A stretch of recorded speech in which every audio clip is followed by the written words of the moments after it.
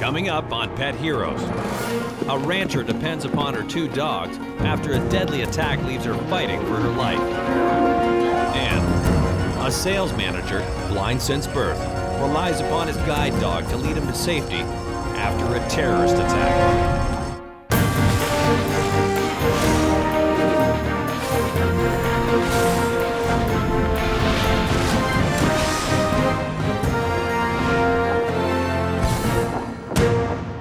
Hi, I'm Jason McCoy, and welcome to Pet Heroes. Working dogs play an important role whether you're in the country or in the city.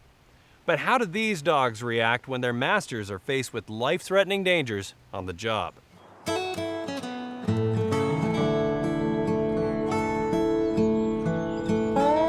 Glenda and Gary Mosier own a ranch near Barrhead, Alberta, where they raise purebred Angus cattle. I love it here. Tremendous community spirit, nice small town atmosphere, safe. Look at the mushroom. Look at that. Missy and Scooter are 2 dogs. They live here with us. Scooter's the boss dog and Missy is a little more submissive, so they get along really well. Scooter is what you call an Australian cattle dog, or blue heeler. A heeler's called a heeler because of its action of nipping at the heels of livestock. And they were perfected for that function of working with cattle specifically. And I believe there's some dingo blood and 2 other breeds involved in the breeding of them. He was supposed to be Gary's dog, but he ended up being mine. I like his faithfulness. He would just do anything for me. Missy's more timid. She very, very smart as well. Missy loves to run. It's nothing for her to do 30 or 40 miles an hour, and her speed is unbelievable. And any chance she gets to go out there and work with the cattle, she's first out. Missy's a different breed, and Border Collie, which I think everybody affiliates with sheep. But we found her to be excellent with cattle. Missy likes to have everybody contained in a group. If there's a straggler, whether it's cattle or people, everybody's got to be in a group or she's very upset. They just made a tremendous team for working cattle. Scooter heals them, Missy keeps them moving, and you couldn't ask for a better combination. The Mosier's daughter Anna, son-in-law Gilbert, and grandson Travis live on the ranch in a camper while a permanent home is being readied. To alleviate their cramped conditions, Travis stays with his grandparents every weekend. Missy and Scooter are always happy to have him. Their relationship with the family is just great. Travis plays with them a lot. Scooter and Missy are very friendly and they're loyal. In March 2010, the Mosiers are not only taking care of their own herd, but a neighbor's as well. We were looking after 58 head of commercial cattle for a friend of ours and custom feeding them for him. Missy, Scooter, come and get it. March 27th begins as just another typical day on the Mosier Ranch. Oh, it had rained earlier, kind of a chilly day. Nice day, but you know, fresh spring day. Our grandson was up with us because it was a Saturday. Pancakes and coffee and worked around the house. Gary makes sure to check on his herd and the cattle he's tending to for his friend. They're across the fence from each other, but we don't want them mixed up with our own. Ours were being fed differently than the other person's cattle, so we had to keep them separated for that reason. Then, just after dinner, Glenda notices something out in the field. Their neighbor's cow, along with 2 calves, have somehow breached the fence and found themselves in the Mosier herd. Said to my husband, there's one of our friend's cows and 2 calves with our herd. We better get out there and get her out. I thought, well, gee, I guess we better separate her. She's trying to get back, and I didn't want her breaking fences so that the herds mix together. For disease control and monitoring our own animals, we don't want any animals are mixed up with their own. Well, my husband went ahead of my grandson and I in our gator to open a gate ahead of the cow in the direction in which she was walking. So we just walked through that old barn building there, past those shelters, and came up over this hill. My husband went way past us in the gator to open these gates, and his intention was to walk back and help us move this cow through the gates. So Travis and I were coming, and everything was going good. She was walking peacefully along. Yeah, come on, that's it. And my grandson and myself and my 2 dogs walked behind the cow, sort of patting our legs to make a noise so that she would keep going forward to the gate so we could put her back out with the herd where she came from. The dogs were right beside me. My grandson was probably 15 or 20 feet to my right, and my husband was straight ahead of me, maybe 50 feet.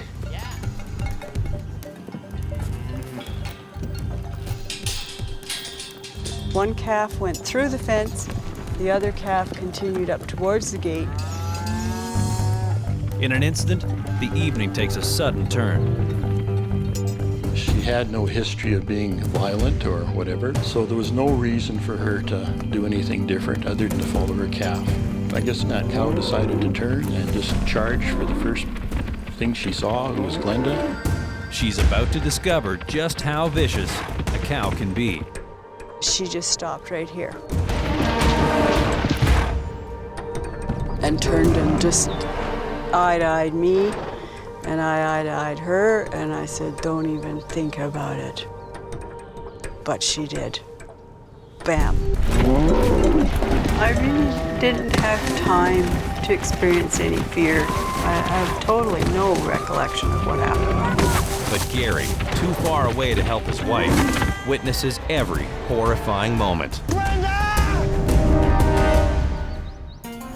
Coming up, Scooter and Missy are faced with the ultimate test of loyalty as they must decide what to do in order to save Glenda's life.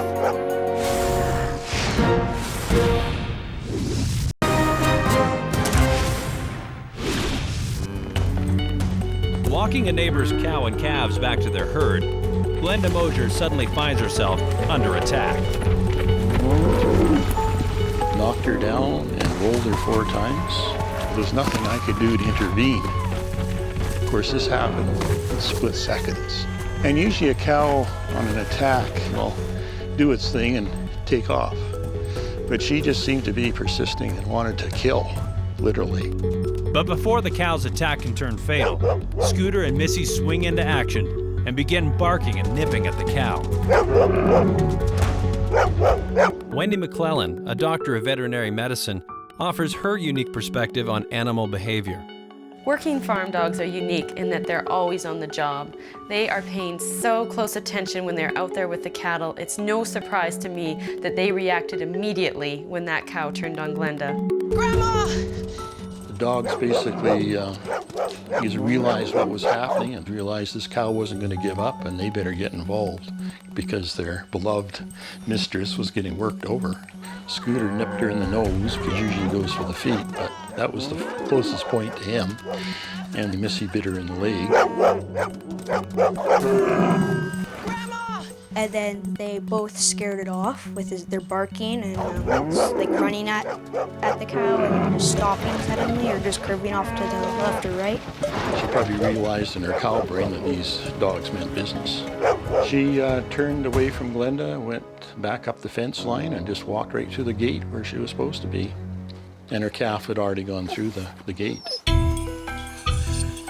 After Scooter and Missy scared the cow away, I ran to my grandma and held her hand and told her that everything was going to be all right. I saw one of her legs was crossed over and I figured, well, it'd be easy enough for her to have a broken leg, that's for certain. I could see her jaw was broken right away and I said, we got to get some help here. So I sent Travis down to get his mom and dad.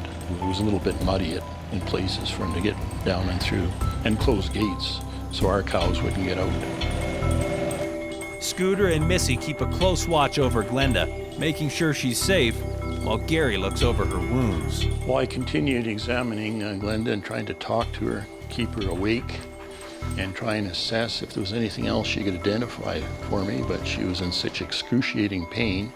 Travis soon returns with his mother Anna, who has already phoned for help. Ambulances are dispatched from 2 municipalities, but the ranch is 30 minutes away from either of them.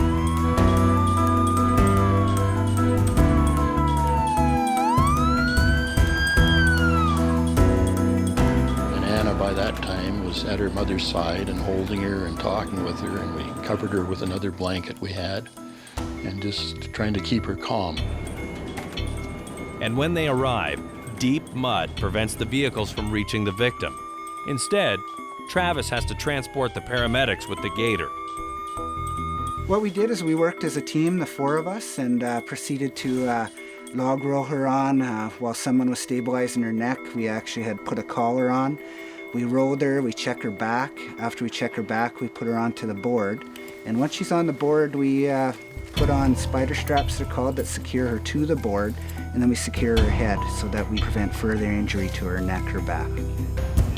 The dogs stayed close to us. Dogs are normally protective of their owners, and I've seen that through other previous calls we've done. Then we discussed how we were going to get her out of there, and they said, well, have you got a 4-wheel drive? I said, we sure do, and that was brought down. And well, we put her in the back of my truck, and we came up to the ambulance, which was here by the house.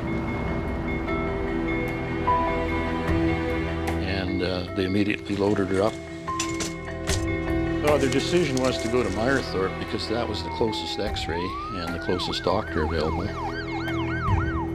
Glenda remembers nothing about the attack, but her injuries include broken ribs, broken jaw and teeth, and a fractured skull. Plastic surgeons perform restorative surgery, and all agree it's a miracle that Glenda survived. The way that cow was going, I don't think she was going to give up on her actions, and she wouldn't have quit until there was a trampled mass of blood and tissue under her feet, literally.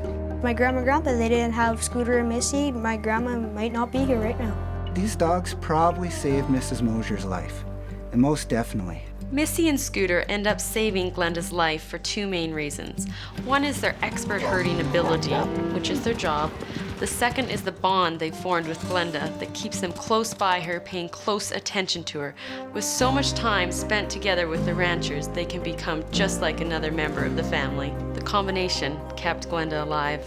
We did not know why the cow did what it did, but we found out later that the cow had been chased around in a pasture by an automobile and had been actually chased through the fence. And by the time we got out there, she was probably still mad from being chased around with a car.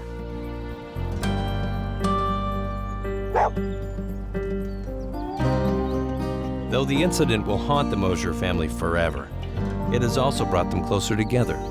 And Scooter and Missy have reaped the benefits of their heroism. I don't buy dog food for them anymore. I make it out of cow hamburger. Fresh vegetables and rice. There's nothing too good for my doggies. So it gives me some pleasure to make it for them. My dogs saved my life, and I will do everything in my power to give them life, and a good life, best I can. I think they did it because they loved me, and they wanted to protect me. The dogs knew I was in trouble, and I think would give their lives for me. I believe that. Coming up on Pet Heroes, after a terrorist attack on the World Trade Center, will a guide dog be able to lead his visually impaired owner to safety?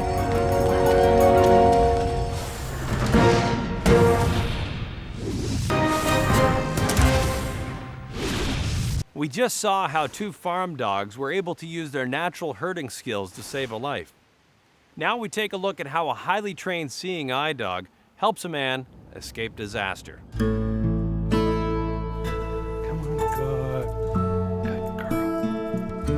Michael Hinkson of Nevada, California, is a renowned public speaker who has traveled the globe. Blind since birth, he has used guide dogs steadily for over 40 years. Guide Dogs for the Blind is the school from which I've received all of my guide dogs. Roselle was number 5. She was 20 months old when I got her. Oh, it felt right with Roselle from the very beginning. If I gave Roselle a command, she would execute it unless there was a reason not to. If she did something I didn't expect, I needed to go with the flow.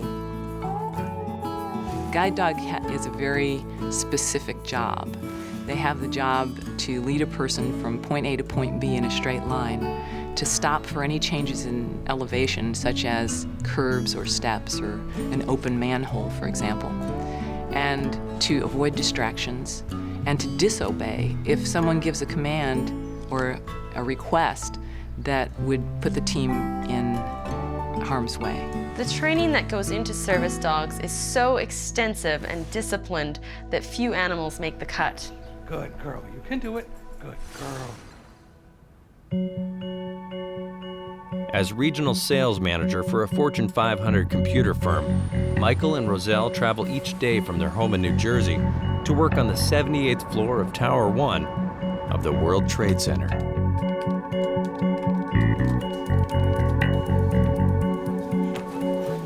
On the morning of September 11, 2001, Michael and a coworker welcomed guests to their office. At 8:46 a.m., as Michael and David make final preparations for their presentation, disaster strikes. Suddenly, we heard kind of a muffled explosion, the building shuddered, and then it began to tip. And you could just hear the building kind of groaning a little bit as it continued to tip and tip. I had a dog sitting next to me who was not in any way reacting like she felt in danger. David then released his hold on my desk and turned and looked out the window and started yelling, "Oh my God, there's fire and smoke above us! Mike, there's fire and smoke, and there are millions of pieces of burning paper falling outside our window." And I said, "David, slow down. We got to get our guests out, and then we're going to leave." It is essential for seeing eye dogs to remain calm and wait for direction, just as Roselle did for Michael in this case. Michael's coworker directs their guests to the stairs, and they do one final sweep of the office before leaving. And we didn't dare allow panic to happen, because we would have been trampled and other people wouldn't have made it down. It would have just not been a good thing. We had to focus and get down. If the dog had bolted, Michael would have been stranded. If Michael had panicked, the dog would have been confused and not known what to do. So the two of them depended on each other. The two of them worked together as a team. At 8:50 a.m., 4 minutes after the explosion, not knowing the extent of the destruction above them, Michael and Roselle begin their terrifying descent from the 78th floor.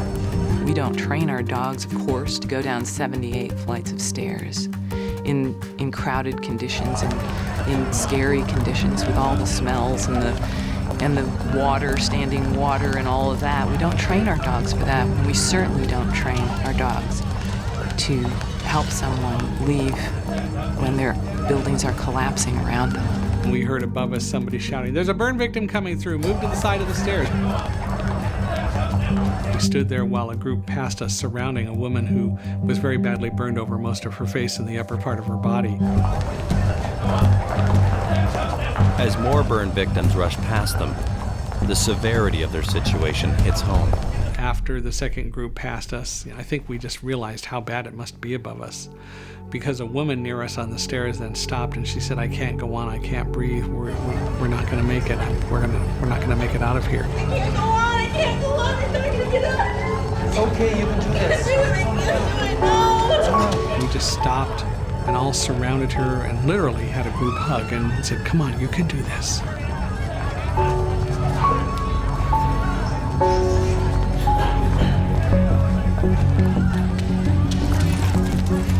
After 20 minutes, Michael and Roselle have walked down 48 floors. But the inferno raging above them isn't their only concern. The heat from all the people in the stairwell is stifling, and the level of panic isn't helping.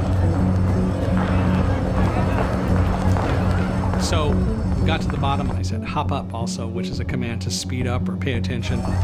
Michael, Roselle, and David make it out to the street, just in time to discover that the second tower is also in jeopardy.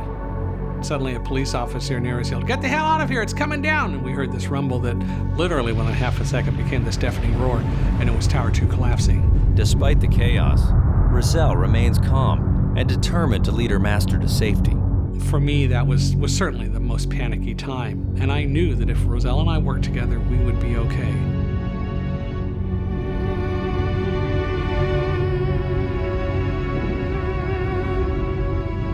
She stopped at the flight of stairs leading down into the Fulton Street subway station. She did exactly what she was supposed to do, and she just stood there and waited for a command. But Roselle is a true hero, and she belongs in that hero status. And Michael does too. They both work together.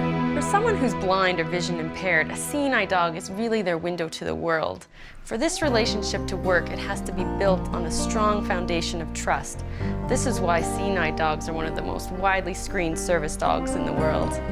After the tragic events of 9/11, Michael now dedicates himself to speaking about the importance of teamwork and trust in our professional and personal lives. In 2007, Roselle retired as a guide dog, though she continues to live with Michael and his wife as a cherished member of the family. She is not some old regular dog at all. She is a very special dog. Glenda Mosier and Michael Hinkson owe their lives to the dogs they work with every day.